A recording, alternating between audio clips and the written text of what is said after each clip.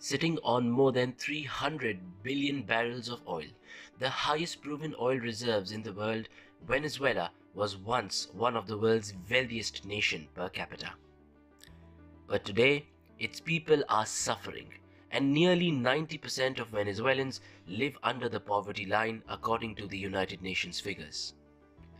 Currently, their president, Nicolas Maduro, is facing a big-time challenge to his authority since assuming power in 2013 after Hugo Chávez's death, amid an economic crisis that has driven millions of Venezuelans to seek refuge in neighboring countries. In this video, I will try to look at what went wrong in Venezuela.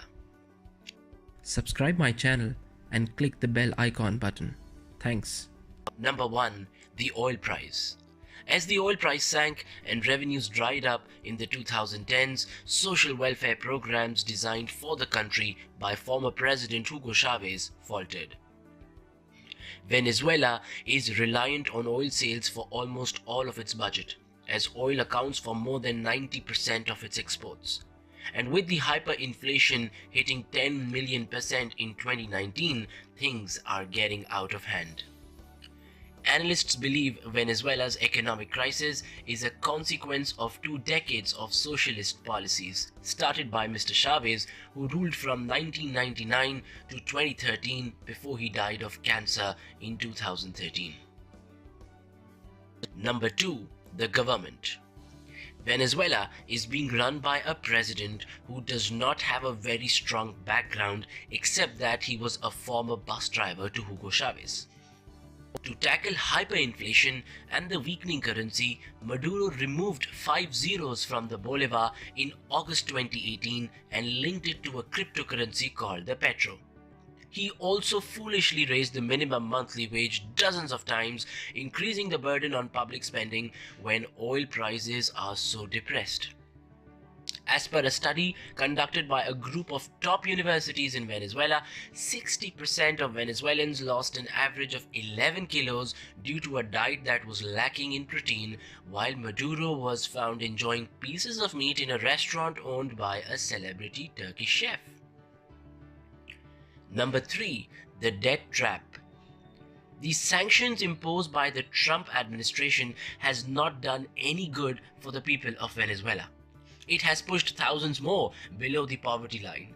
The foreign reserves are depleting and Venezuela is finding really hard to restructure its debt. The Trump administration is now considering extending these sanctions to the Venezuelan oil exports. And the following could be its consequences.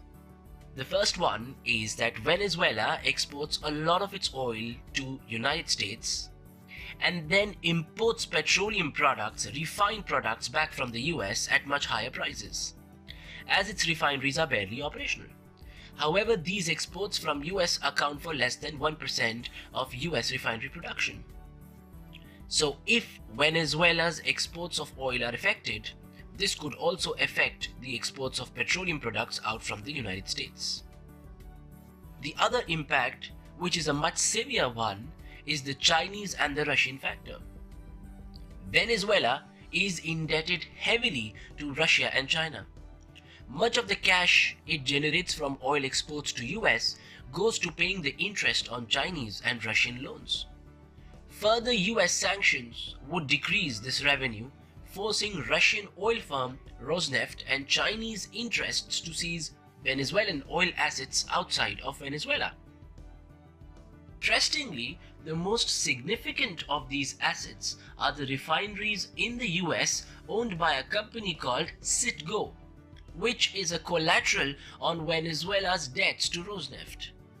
If Rosneft moves to take ownership of the 50% of Citgo shares being used as a collateral, the US government could try to block the acquisition through the Committee of Foreign Investments in the United States. If this situation in Venezuela is not controlled, we could see increasing rifts between Venezuela, Russia, China, and the United States.